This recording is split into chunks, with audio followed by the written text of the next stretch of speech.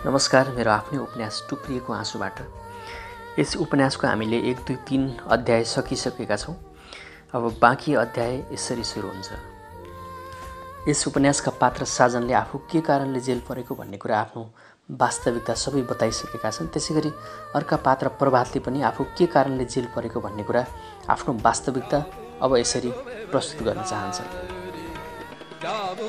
सिन्धुली जिल्लाको दुर्गम क्षेत्र विकट ठाउँमा हुर्किएर पनि समाजबाट तिरस्कार, सामाजिक आर्थिक रूपमा पिछडिएका हामी श्रमजीवीहरू त्यस ठाउँको माटोमै जन्मिएर माटोबाटै घृणित हुनुपर्दा संसारको सबैभन्दा अभागी मान्छेहरूको तुलनामा हामी दाँजिन पुग्थ्यौँ। हामी जन्मेको ठाउँ प्राकृतिक सौन्दर्यताले भरिपूर्ण थियो, अति नै सुन्दर थियो। वसन्त ऋतुको बेला लालीगुनाजका थुङ्गाहरू मुस्कुराउँदा, श्रदयकालमा काफल र ऐँसिलो पाकेर प्रकृति नै रातमै हुँदा सुन्दर मनमोहक दृश्यहरूसँग आत्मीय साट्न पाउन हामी स्थानीयहरूलाई गर्वको कुरा थियो। हावापानी अति नै मिठो, अति नै सुन्दर भए पनि तर विकृति र विसङ्गतिले भरिपूर्ण थियो। सामूहिक कामको लागि अग्रसर हुनेहरू आफ्नो व्यक्तिगत स्वार्थको लागि मरिमेट्ने गर्दथे।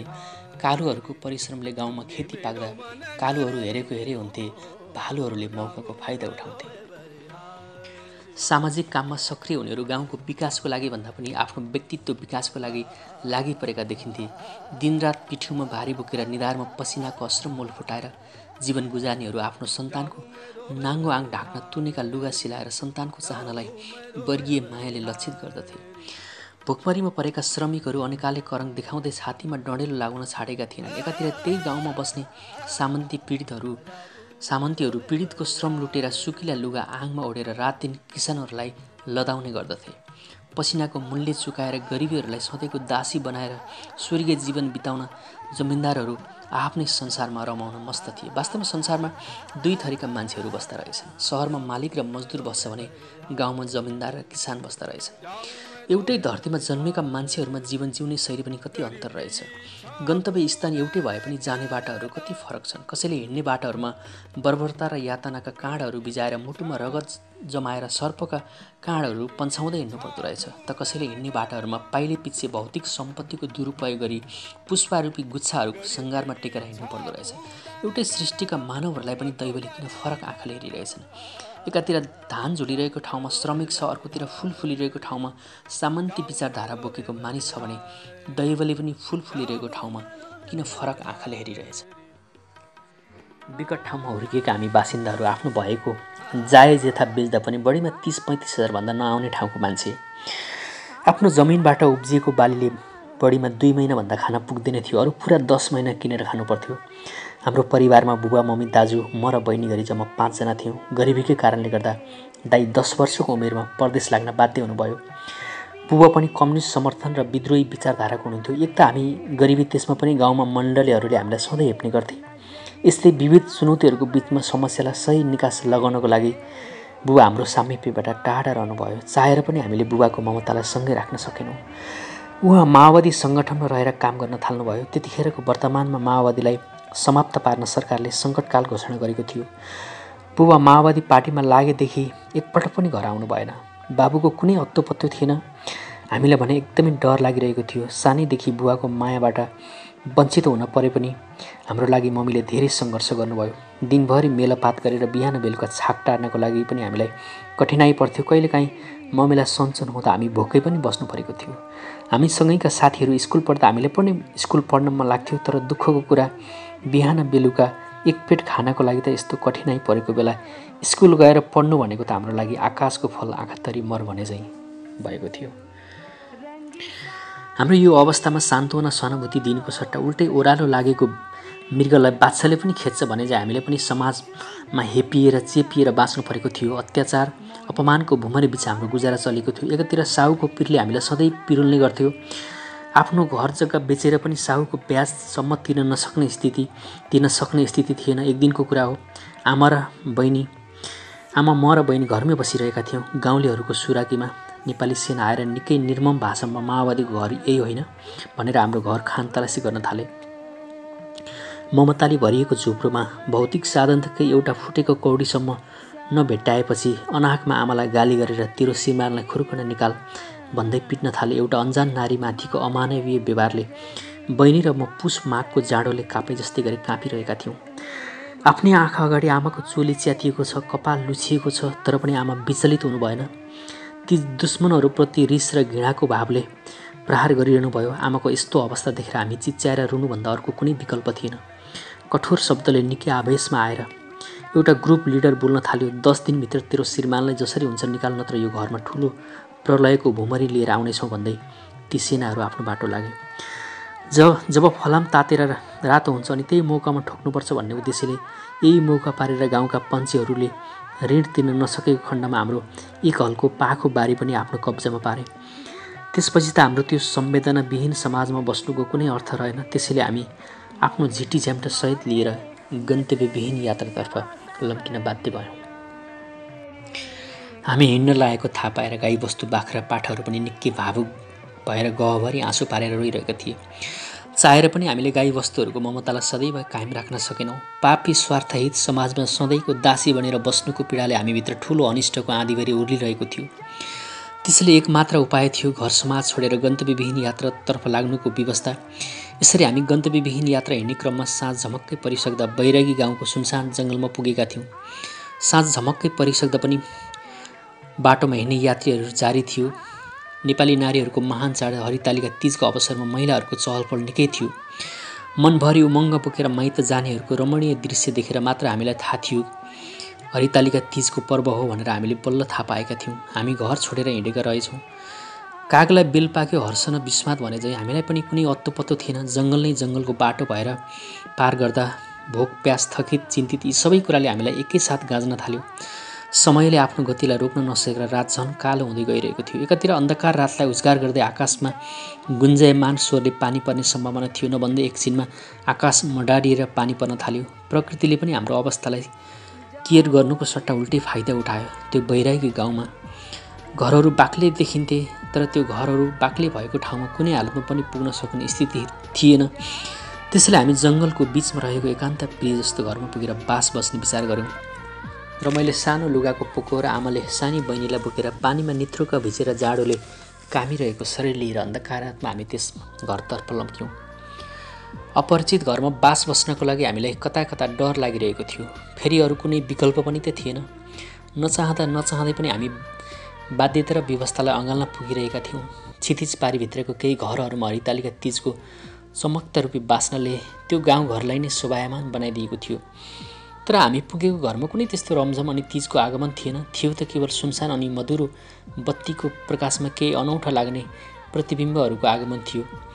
त्यो अनौठो प्रतिबिम्बहरूको सामु जसरी टोक्ने कुकुरको घरमा मान्छेहरू डराइ उपस्थित हुन्छन्, त्यसै गरी हामी पनि त्यो घरमा डराइ पुग्न विवश भइरहेका थियौँ। तर हामीले सोचेभन्दा विपरीत प्रतिबिम्बहरू केवल त्यो घरमा दाजुभाइ मात्र थिए। उनीहरू त्यस्तै अदब वैँसी उमेरका देखिन्थे।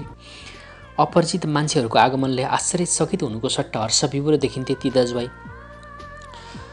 तपाईँहरू दाजुभाइ मात्रै हुनुहुन्छ भनेर आमाले प्रश्न गर्नुभयो। मम्मीको कुरालाई बेवास्ता गर्दै उनीहरूले आफ्नो कुरालाई अघि बढाए।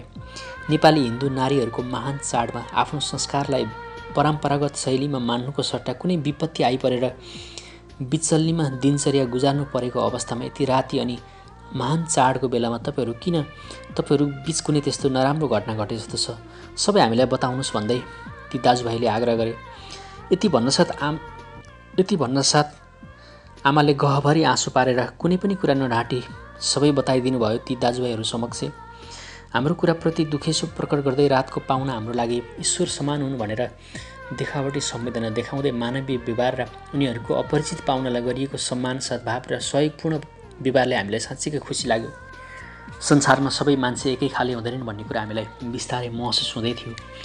आज हामी संवेदनाविहीन गाउँबाट लखेटिए पनि मानवीय गुण भएका मान्छेहरूको सामु शरण पर्न आएका छौँ।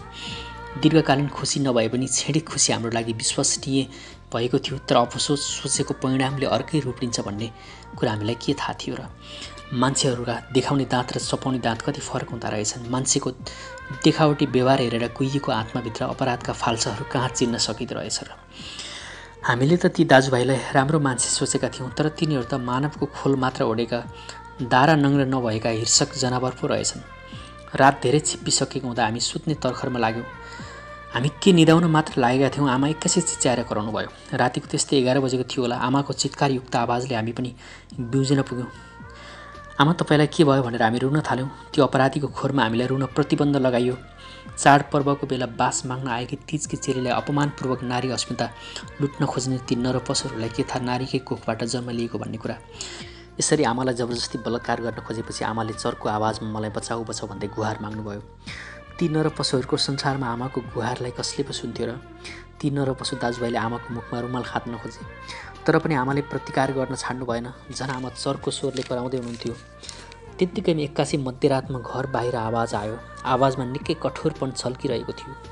त्यो कठोरपन आवाजको प्रहारले ती नरपशु दाजुभाइ गरुडको छायाले सर्प गुडुल्के जसै गरी छपक्क भए। ढोका फुडुला जस्तो गरी आवाज घन्किरहेको थियो।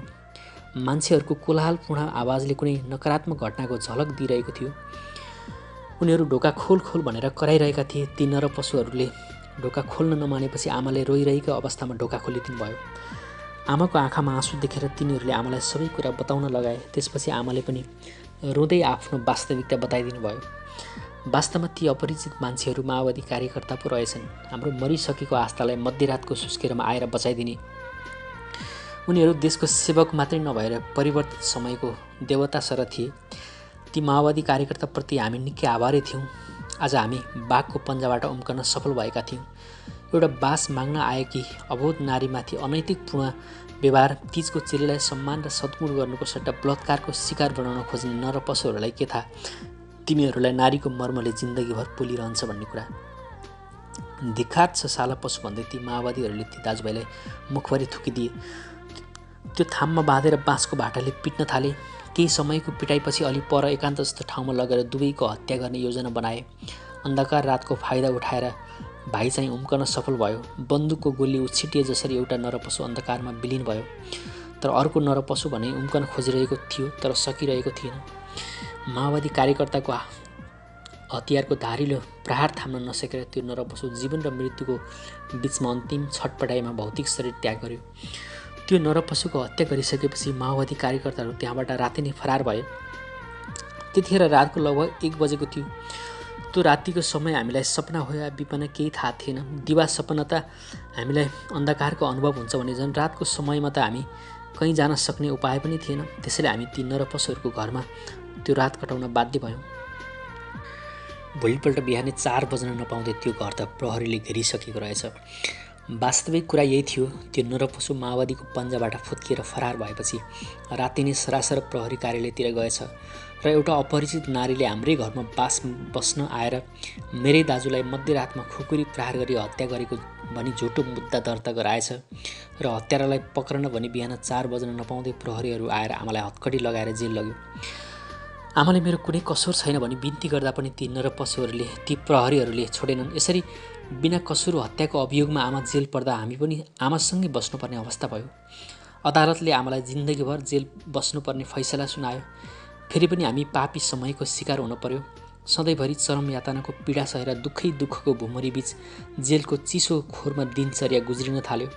बिना अर्थ एउटा नरकीय जेलमा असभ्य शब्दको प्रहार गरी हत्याको अभियोग लगाएर निर्दोष नारीमाथि दिनरात यातनाका ताँतीहरू आइपर्दा परिस्थितिले पनि मान्छेलाई कठोर समयको मोडमा सामना गर्नुपर्ने अवस्था सिर्जना गरिदिँदो रहेछ। यसरी एउटा नरकीय जीवनको मोडमा समयसँगै दिनहरू बित्दै जाने क्रममा परिस्थितिको कठोर चुनौतीसँग सामना गर्दै निर्मम प्रहारबाट गुजारा चलिरहेको थियो।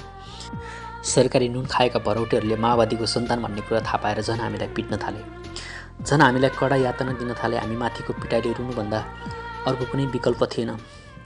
आमाले हामीलाई रुनु हुँदैन भनेर सम्झाउनुहुन्थ्यो। यसरी फलामको लौराले आमालाई दिनरात पिट्दा आमाको शरीरभरि चोटै चोट देखिन्थ्यो। सधैँको शारीरिक यातनाको प्रहारले पनि आमा कति पनि विचलित हुनु भएन। भौतिक शरीर निर्मम यातनाले छेदविच्छेद हुँदा पनि आमाले आफूभित्रको सत्यतालाई कहिले मर्न दिनु भएन। त्यो बेलाको समयमा त्यस्तै रातको 12 बजेको थियो होला। सधैँको शारीरिक यातना सहन नसकेर जीवन र मृत्युको दोसाँधमा मृत्युसँग अन्तिम सङ्घर्ष गरिरहनु भएको थियो। आमा अन्तिम छटपटाइमा इसारामा पानी पानी भनिरहनु भएको थियो। त्यो नरसम्मान नर्कलोकमा कसले पानी ल्याइदिन्थ्यो र? सरकारी नुन खाएका साँडेहरू मस्त घुरिरहेका थिए। त्यो 12 बजे राति यमराजका दूतहरू कालो छायामा प्रतिबिम्बित स्वरूप झल्किरहेका थिए। आमाको अन्तिम इसारामा बहिनी र म धेरै आत्तियौँ, धेरै रोयौँ। हाम्रो बाल हृदय पुस माघको जाडोले कापे जसरी नै काँपिरहेको थियो। आमाले हामीलाई अन्तिम सन्देश दिँदै भाँसिएको स्वरमा भन्नुभयो, बाबु तिमीहरू कहिले पनि नआत्तिनु, दुश्मनहरूप्रति कहिले पनि नजिक्नु, सत्यतालाई सधैँ कदर गर्नु, असत्यको पर्दाफास गर्नु र बहिनीको राम्रो हेरविचार गर्नु है बाबु भन्दै आमा आकाशतिर आँखा हेर्दै सेता आँखा पारेर सूर्य जस्तै विलिन हुनुभयो। सधैँको लागि आमाले हामीलाई छाडेर जानुभयो। आमाको चिसो लाससँगै टाँसिएर त्यो जेलभित्र हामीले रात कटायौँ। बिहानीको सन्ध्यासँगै आमाको शव त्यो जेलको खोरबाट बाहिर निकालियो र हामी पनि आमाको शवसँगै बाहिर निक्ल्यौँ। ती सरकारी नुन खाएका साँडेहरू आमाको हत्यामा संलग्न भएका कारण कति पनि विचलित थिएनन्। उनीहरू हर्ष उल्लास देखिन्थे।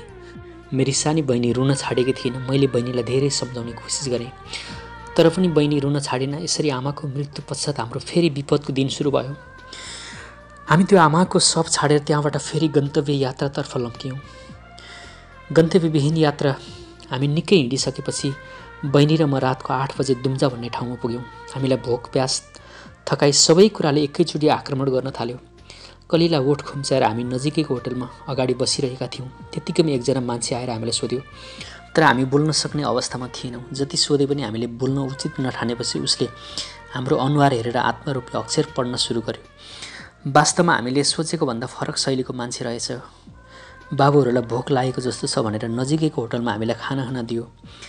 4-5 दिनको अन्तरालपछि खाना खान पाउँदा हामीलाई 84 व्यञ्जन खाएसर भएको थियो। वास्तवमा त्यो मान्छे त्यही होटलको साउदी रहेछ। उसले हाम्रो बारेमा धेरै कुरा बुझ्न खोज्यो। हामीले पनि कुनै पनि कुरा नढाँटी सबै कुरा बताइदियौँ। त्यसबेला हामीलाई नर्कलोकको बसाइपछि स्वर्ग भेट्टाए जस्तै भएको थियो। तर दुःखको कुरा हाम्रो लागि त्यो क्षणिक दिन मात्र थियो। भोलिपल्ट बिहानै हाम्रो फेरि गन्तव्यविहीन यात्रा सुरु भयो।